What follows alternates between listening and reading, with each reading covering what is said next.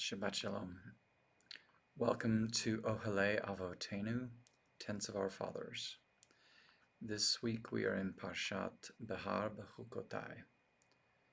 And this is a very interesting passage. I love this passage so much. And I think there's a lot in this passage which probably a lot of the people in our country right now, in the United States right now, could get behind if they truly understand what this passage was about.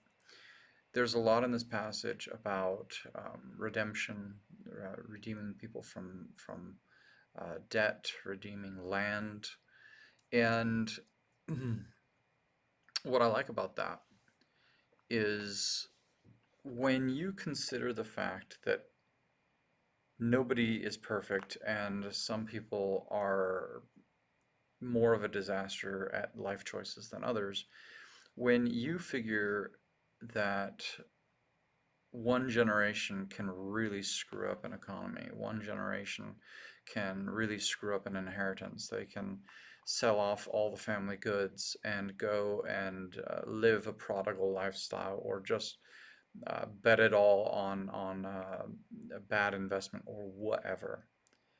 What I like about this passage is that the way the Almighty intended it to be set up was that each generation would, it seems, get their own crack at it, right? That let's say I was in a family where we had a piece of land that had been passed down for generations, but we had one idiot who decided he was going to sell all of our land and going to invest in Enron or some other stupid thing, maybe NFTs, whatever the case may be.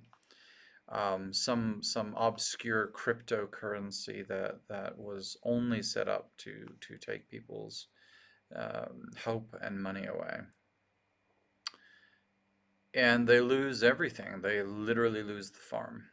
And the family farm is gone, and you have this one guy makes the decision and it's lost. In the biblical system, that loss isn't permanent, right? Yeah, the guy, he might waste it all on prodigal living, he might waste it all on a bad investment, he might be a useless farmer, whatever the case may be. One generation of bad economic policy sucks and can leave people in a really bad way, but it doesn't leave them there forever. If in the year of Jubilee, the land automatically goes back to the family, right? So you have that one generation that screws everything up, sells everything, wastes everything, makes a disaster out of it.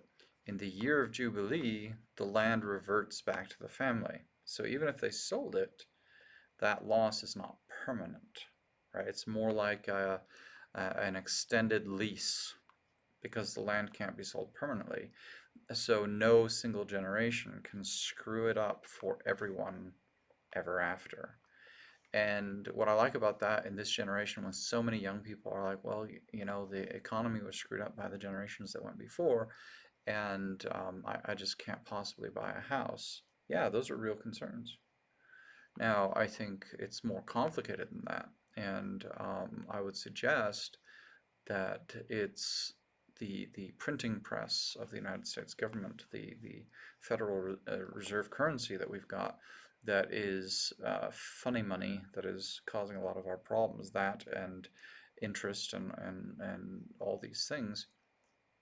But regardless, imagine if no matter how badly the last generation screwed things up, there was a reset button where all debts got canceled, all the screw ups went away, right?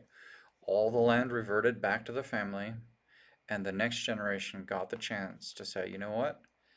Those were bad policies, and we're not beholden to them forever. We are going to make different and better choices. I mean, that would be amazing. That would be amazing. But We don't live in that kind of a society right now. We don't live in that kind of a system right now. If something gets sold because of an idiot, it stays sold. And everybody else who would have theoretically had the opportunity to make better life choices, they'll never get that chance. Now, that doesn't mean you can't work hard and make something of yourself in this country. There are many opportunities here, and it remains it remains very, very clear that there are a lot of good and beneficial things about living and being in the United States of America. But, but, I hear so many young people asking themselves how they'll ever buy a house, how they'll ever be able to afford the things that they saw their parents and their grandparents' generations easily, seemingly easily do. And, you know, back in the 50s, we have this idea of a single income household.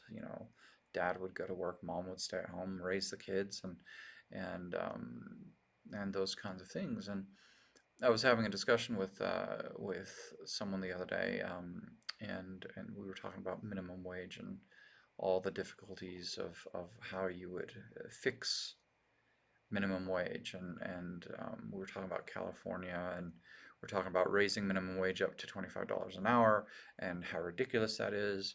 And I said, it's ridiculous for a couple of reasons.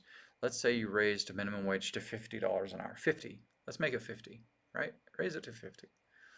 Well, not only are you going to drive inflation, which is going to leave the people on minimum wage in no better place than they were before, but everybody who's living off of a fixed income and savings and their investments, they're going to be in a world of trouble.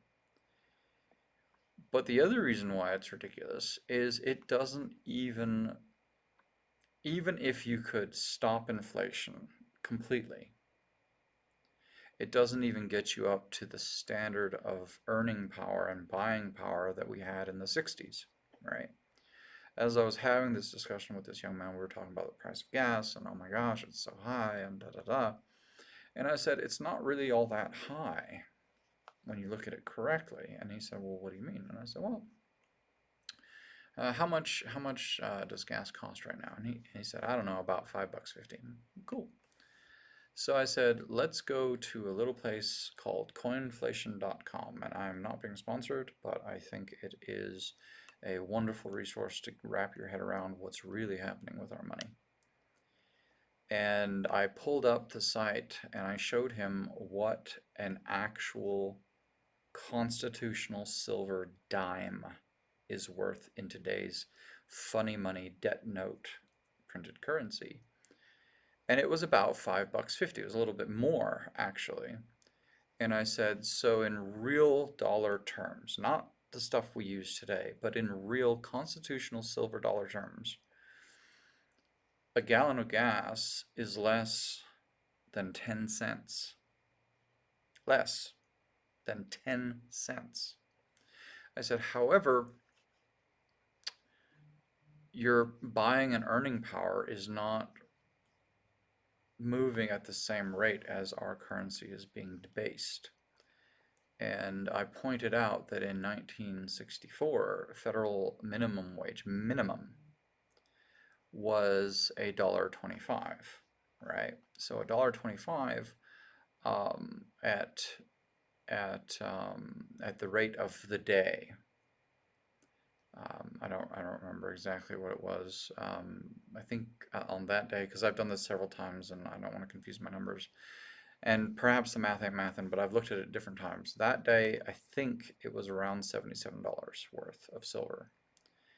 Another time was like 80 some odd, 88, whatever, and it's been higher and lower depending on what's been happening with the silver markets. But even if you raised minimum wage to $50 an hour, while it wouldn't do anything but really screw up people on fixed income, you still wouldn't get close to the earning and buying potential that we had in the 60s.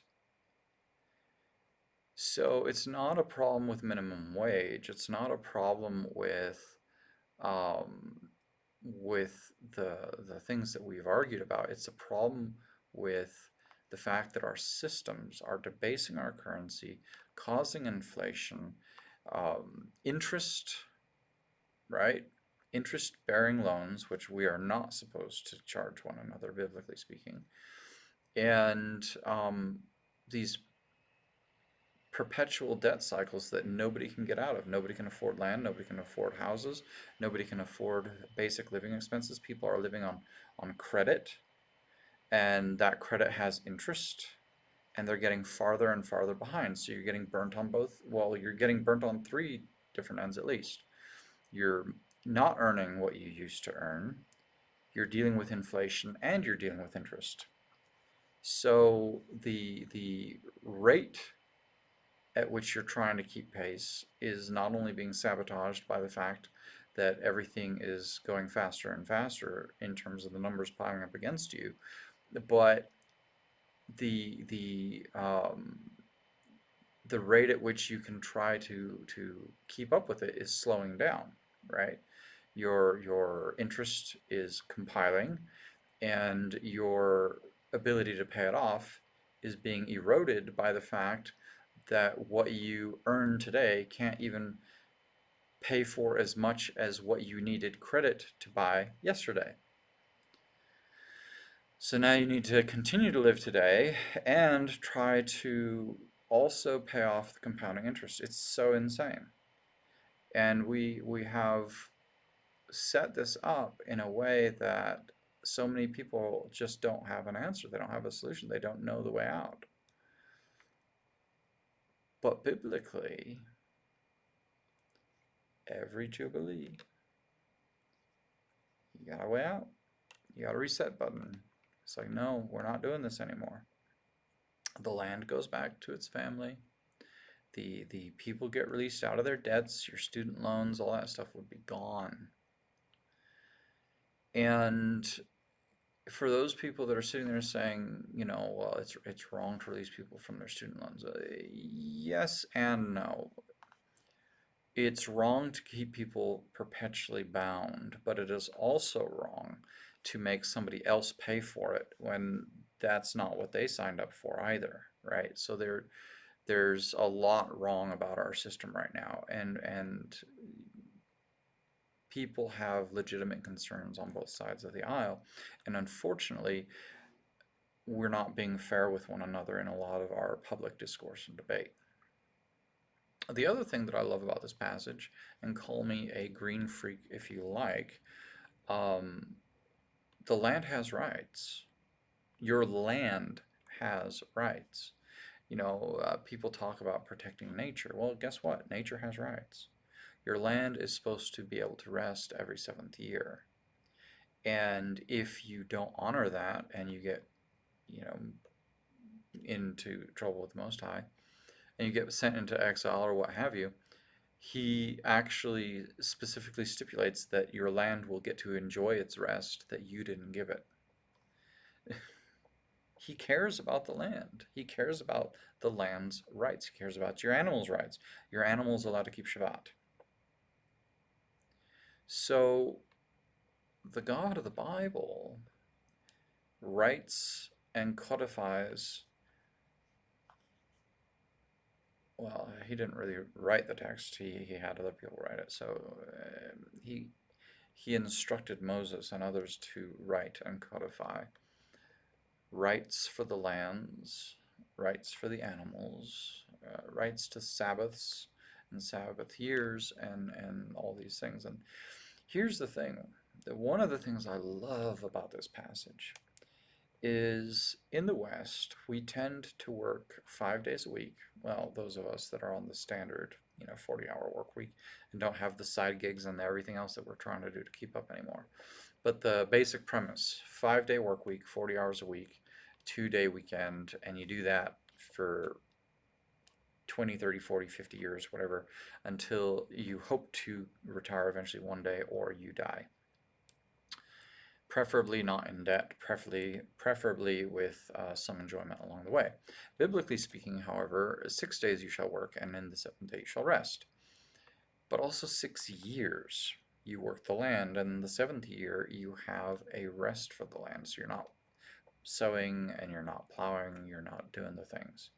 What I love about this is when you're sitting there as a parent, as someone who is trying to build up your land, build up your family, build up your house, the idea of working nonstop and maybe getting a couple days off every weekend is really harsh, because you want to spend time with your children. You want to invest in them. You want to travel with them. You want to go and sit on the beach and talk about sports or whatever. You want to have the time. You don't want to be this person that oh my gosh, I just got to stick about my responsibilities. And by the time you eventually earn your way to your retirement, if you're not dead, they're at the place where they're of an age, generally speaking, where they're starting off their own families, trying to survive the same rat race as the rest of us. And you're old, and your body probably hurts, and you're tired, and you might have health issues, and they don't have time. Whereas if you take every seventh year off, it's like a mini retirement. Imagine the first time you work for 6 years and you take the seventh year off. Now remember, in the last portion we're talking about, it was one of the last two we're talking about, you're supposed to, take a year off to bring happiness to your wife, right? So you work for 6 years, you take a year off. Well, maybe that's a good year to take a wife, right? You spend time with her, you make a few babies, whatever the case may be. You do the things, right? And then you go back to work. You sow the fields, you plow the fields, you tend the animals, you make those trade deals, you do the stuff. By the time your kids are 6 or 7, another Sabbath year is coming around. So you get a chance to play with your kids while they're still young, to invest in them, teach them a language, um, travel a little bit, get to actually have some time investing in them in a way where they take a break with you, you take a break with them, everybody reconnects. It's not this constant separation. Do another 7 year cycle, right? By then, 13, 14. Again, you take another year, you do the things, you reinvest, blah, blah, blah. Cool. Another year's 7 year cycle.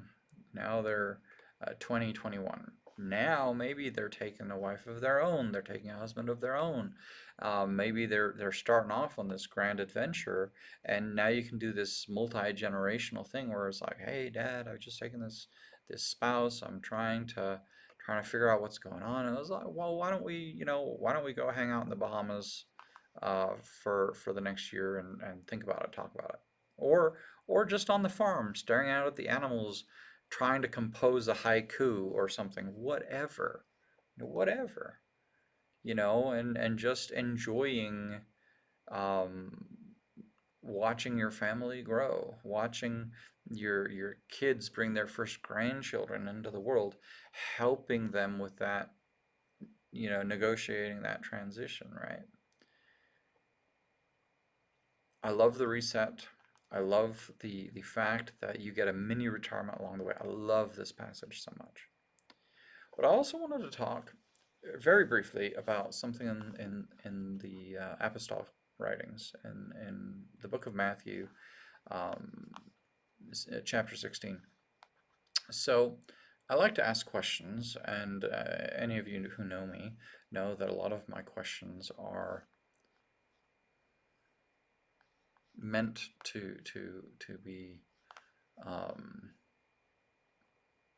not as simple as they sound on the surface. So here's my question for today, and I might have given it away. Do all of the Messiah, Yeshua, Jesus, do all of his instructions, all of his commandments, remain fully in force for all people, or all his disciples at least, for all time? If I were to affirm that, would you agree? Would you disagree? Would you say, yes, of course, everything that he told us to do remains fully in effect for all time? Okay. A lot of people take that initial stance, and I would like to ask then that we read Matthew chapter 16, verse 20. Then he strictly charged the disciples to tell no one that he was the Christ, the Mashiach. So, if you are of the opinion that all of his instructions remain fully in force for all time, for his followers, his disciples at least, then, he strictly charged the disciples to tell no one that he was the Messiah. So, what do you do with that? Well, obviously, you're going to have a tension with the Great Commission. Obviously, you're going to have a tension with the fundamental premise that you are supposed to spread the gospel, the good news, right? So why am I pointing this out? Well, because text without context is often used as pretext. You're going to find that there are a lot of people who like to quote or cherry pick verses from Scripture without giving due regard for the immediate context, the cultural context, and also the situational context in which that particular instruction was given. This particular instruction was given at a particular point in time in a particular situation. Later, they were given the Great Commission. Later, they were told to go out into all nations and do the things.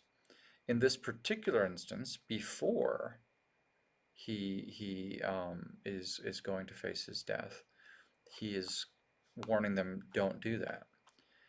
And you'll have a lot of people say, God, Jesus says, don't judge. Okay, cool. He also said, you'll know a tree by its fruit. So, which is it? And if you're just going to throw out cherry-picked verses like slogans, to either justify, excuse, or condemn people, without doing a measured approach to why did he say it in that particular situation, in that particular context, what was the point he was getting at, then perhaps you are not being intellectually honest, and you are not seeking truth, you are seeking what you already want. When people try to trap you into these slogans of like, can we both agree that everything Jesus said, remains fully in force for all time, or whatever. Don't necessarily get trapped into these doctrinal slogans, these purity tests, if you will, that are going to ensnare you to a particular worldview, or an inability to have a fair-minded conversation about what Yeshua is really talking about, or what the Word of God is really talking about. Because a lot of the people that are going to do that don't have a regard for the totality of his character, of his perspectives. They, are going to go with the one passage and ignore the other. So if they're not going to respect his authority in all things, why should they try to use his authority as a leverage against itself with you? It doesn't make sense. Shabbat Shalom.